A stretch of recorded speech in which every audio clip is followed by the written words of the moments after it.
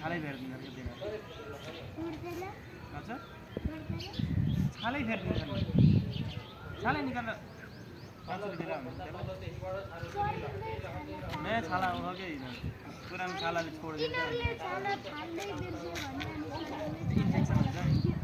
नि छाला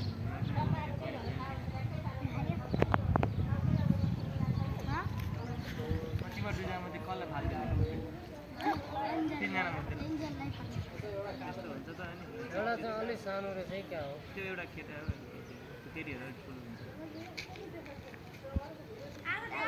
नाग हो न नाग नाग जाति त्यतै आउँछन् म त्यतै पठाइदिन्छु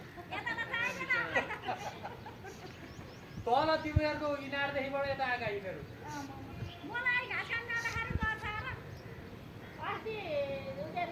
यो त तर्साउने नै खालको रहेछ है सर ठुलो भयो